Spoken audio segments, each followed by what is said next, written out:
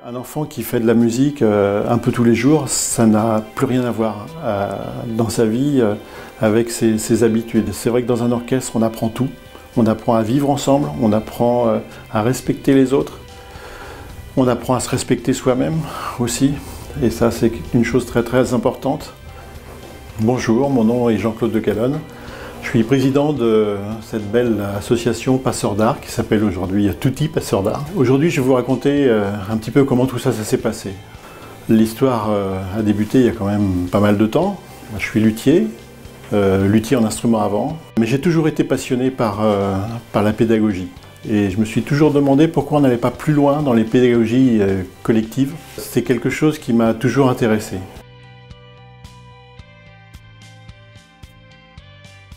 Je suis allé un jour faire un voyage au Japon. Je me disais, on voit tellement d'étudiants qui viennent du Japon et qui sont brillants. Il y a des chefs d'orchestre qui émergent alors que ce pays ne connaît la musique occidentale que depuis l'après-guerre. Donc ils ont été très très vite pour atteindre un niveau vraiment magnifique. Et je voulais savoir comment ça se passait dans les conservatoires. Et là j'apprends qu'il n'y a pas de conservatoire au Japon et que les enfants apprennent la musique à l'école. Donc je suis très surpris, je demande à visiter les écoles. On m'accorde cette demande et je visite une dizaine d'établissements de tous les niveaux. Et là c'était un choc absolu, premier choc vraiment très violent où j'ai vu une première école avec des enfants qui avaient 8 ans à peu près. Et ces enfants-là, quand l'institutrice prononce le mot musique, il y a 30 sourires sur les visages et ils se précipitent, ils se retrouvent tous en 30 secondes avec un instrument de musique dans les mains. Et là, pour moi, c'était absolument incroyable de voir ça et puis de voir avec quel enthousiasme les enfants le faisaient. Évidemment, ça c'est une première rencontre qui a transformé ma vie, je peux le dire comme ça, parce que je me suis dit que c'était pas possible qu'on ne développe pas ce genre d'idées un peu partout. En interrogeant l'institutrice, j'ai appris une autre chose très très importante, c'est qu'ils font ça de cette façon-là dans toutes les classes du Japon, parce que ça fait partie de leurs fondamentaux, et leurs fondamentaux sont musique, danse, peinture, poésie. Alors moi qui croyais que l'éducation au Japon était très dure, je suis tombé de haut et puis je peux vous dire que je suis tombé de la même hauteur en visitant la dizaine d'autres établissements que j'ai vus, puisque partout je voyais des enfants qui étaient épanouis et heureux jusqu'au collège d'ailleurs, puisqu'ils faisaient de la musique, de la danse, de la peinture et du dessin tous les jours. Et vraiment dans la joie et la bonne humeur. Et je me suis dit, mais combien d'enfants en France font de la musique? Et je découvre qu'il y a moins de 3% d'enfants qui font de la musique en France. Je me suis dit, mince, 100% au Japon, moins de 3% en France. Je commence à m'intéresser aux quartiers moins favorisés que les autres, les endroits où il n'y a pas d'école de musique à proximité ou de conservatoire. Et là, en faisant une étude, je m'aperçois que là, dans ces quartiers-là, c'est 0%, zéro unité d'enfants qui ont accès à une pratique artistique, alors que de plus en plus, je suis convaincu que cet art musical, il est absolument nécessaire pour des enfants qui sont en état de misère ou d'inconfort ou de simplement en décalage par rapport à la culture générale. Mais je m'aperçois que c'est considérable, puisque donc s'il n'y a que 3% d'enfants qui font de la musique, il y en a donc 97% qui ont peut-être pas accès pour des raisons qui ne sont pas seulement des raisons d'envie, qui peuvent être économiques ou d'éloignement ou tout un tas de raisons. Et là, je commence à me dire que ce serait peut-être pas mal de faire des expériences avec des classes qu'on nommerait classes orchestres ou orchestres à l'école. Et je crée le début des orchestres à l'école en 99. Et là, je commence à voir que partout on installe ces classes d'orchestre. Et les niveaux montaient, ça s'améliorait, l'ambiance s'améliorait. Les enfants se comportaient mieux, il y avait moins d'agression et d'agressivité entre les enfants. J'ai eu envie de continuer, j'ai développé comme ça pas mal d'orchestres. J'ai réussi à me faire aider, pas tellement par les conservatoires, puisque là c'était vraiment un projet qui était nouveau, puis les pratiques collectives n'étaient pas très développées en France.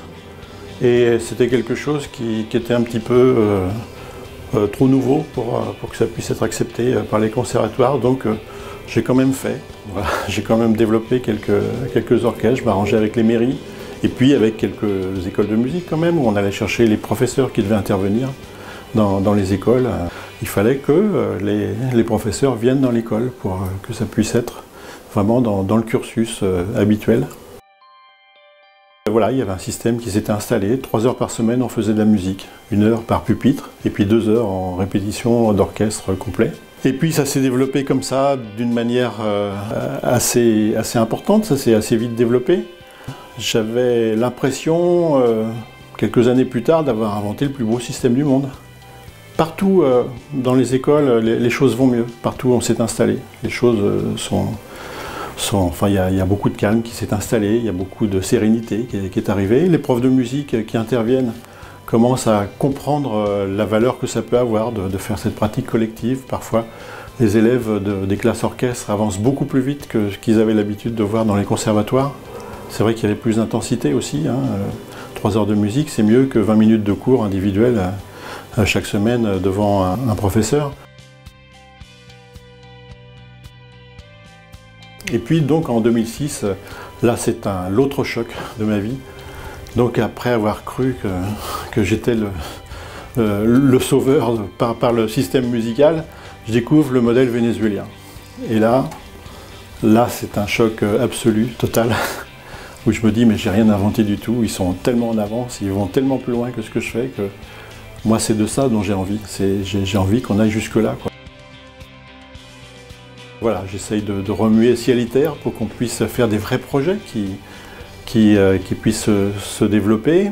Mais je rencontre beaucoup de difficultés, ça inquiète beaucoup les gens qu'on passe au-dessus de 3 heures par semaine. Moi, c'était un petit peu sans limite. Avec ce que j'avais vu, je me suis dit, mince, il suffit qu'on mette beaucoup d'heures pour que les enfants aient encore plus envie d'en faire et pour que ça les sorte vraiment de cette misère en plus qui apparaît parfois dans certains quartiers. Donc voilà, j'ai beaucoup d'opposition. Puis un jour, je décide d'arrêter l'action avec les orchestres à l'école, dont je m'étais beaucoup occupé. Et puis je me suis dit, je vais préparer un nouveau projet. Ça prendra le temps que ça prendra, mais je veux qu'on passe au-dessus. Je veux qu'on fasse vraiment ça. Je veux réussir à prouver que les enfants peuvent aller très bien s'ils font de la musique d'une manière vraiment intensive. J'avais obtenu pas mal d'agréments de l'éducation nationale, de différentes structures. L'idée, c'était de se dire qu'il y avait dans toutes les écoles des enfants qui sont mal et qui ont besoin d'aller plus loin. Et je me suis dit, un orchestre dans chaque école, ce serait pas idiot. Comme ça, ceux qui en auront le plus besoin pourront trouver cette matière à développer, cette activité pour pouvoir mieux se sentir, pour avoir moins peur du système scolaire. Donc j'ai voulu, à ce moment-là, vraiment le faire. C'était plus possible d'attendre. Et donc j'ai claqué la porte d'orchestre à l'école. Et puis, quelques années plus tard, j'ai créé Passeur d'art. Donc Passeur d'art, il y avait une règle absolue, c'était de ne pas descendre en dessous des 6 heures d'éducation par semaine. Bon là, évidemment, tout le monde m'a pris pour un fou, mais on y est arrivé quand même. J'ai fait une première rencontre avec une préfète qui m'a dit, mais en fait, j'aimerais mieux qu'on envoie des musiciens dans les endroits difficiles plutôt que d'envoyer des cars de police. Et grâce à cette préfète, on a pu vraiment démarrer le projet à Garges-les-Gonesse. Et à Garges-les-Gonesse, on a démarré tout de suite dans un quartier, dans un collège assez difficile, où on ne nous attendait pas, bien sûr. Et le résultat a été vraiment phénoménal immédiatement. On a d'abord été accueillis par une principale de collège qui était volontaire et qui a tout de suite compris ce qu'on pouvait obtenir avec un projet comme celui-là. Et elle nous a toujours aidés, toujours encouragés. Ça nous a prouvé qu'on avait raison, parce qu'en passant de 3 heures à 6 heures, le résultat avec les enfants était sans aucune comparaison. Les enfants, à partir du moment où ils en font 3 heures, bon, ils sont contents de venir chaque semaine pour faire ça. À partir du moment où ils en font 6 heures, en plus ils en font chez eux. Parce qu'ils ont pris une habitude de rythme. 6 heures par semaine, ça veut dire 4 fois 1h30, ça veut dire presque tous les jours faire de la musique collectivement. Et puis comme ils peuvent rentrer chez eux avec les instruments, et petit à petit on se rend compte que les enfants en font en plus chez eux. Donc ils font minimum 6 heures, mais c'est plutôt 10 en fait, parce qu'ils prennent ce rythme Ça devient un besoin presque pour eux, et puis comme ils se voient évoluer assez vite, ils ont envie d'en faire encore plus, et puis ils ne veulent pas être ceux qui vont retarder le projet. Donc voilà où on en est.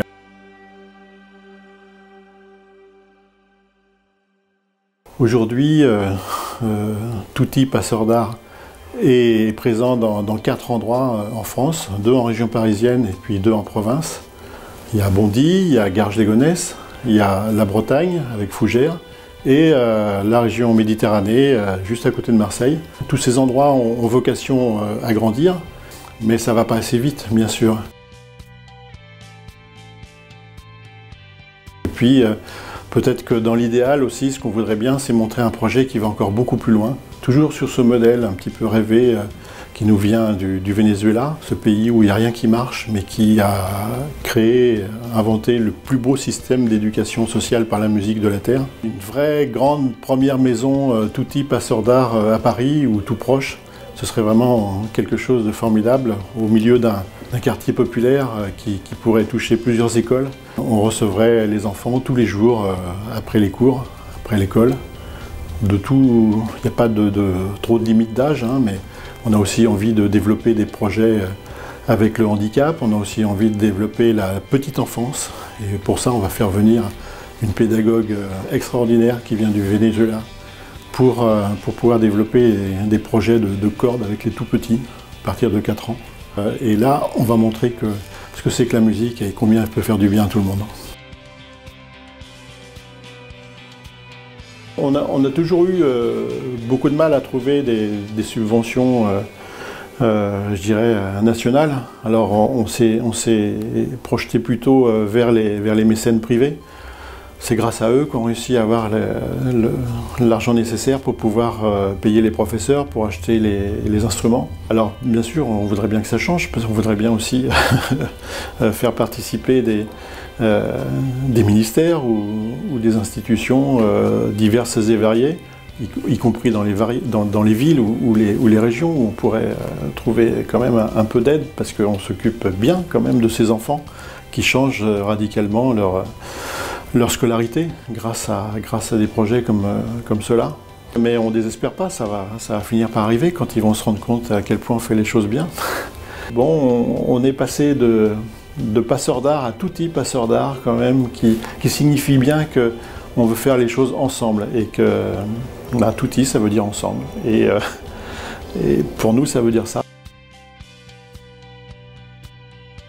Un enfant qui fait de la musique, ou n'importe quoi d'artistique, mais c'est vrai que la musique a ça en plus, c'est que nous on l'a fait en orchestre, vraiment tous ensemble. Et un enfant qui fait de la musique un peu tous les jours, ça n'a plus rien à voir dans sa vie avec ses habitudes. Il oublie parfois de regarder la télévision ou ses tablettes, parce que se retrouver avec des amis pour faire de la musique, c'est quand même quelque chose de beaucoup plus motivant. La musique change fondamentalement la vision que peuvent avoir les enfants. Et puis ça les construit. C'est vrai que dans un orchestre, on apprend tout. On apprend à vivre ensemble, on apprend à respecter les autres, on apprend à se respecter soi-même aussi. Et ça, c'est une chose très très importante. En tout cas, encourager ces dispositifs, c'est vraiment quelque chose qui fait grandir les enfants de la plus belle façon qui soit. Aujourd'hui, on parle beaucoup d'écologie, on parle beaucoup de tout un tas de choses qui sont légitimement complètement défendables, mais franchement, donner plus d'égalité à l'accès à la culture et aux arts, c'est largement défendable aussi, et on a absolument besoin de tout le monde pour nous aider à faire ça.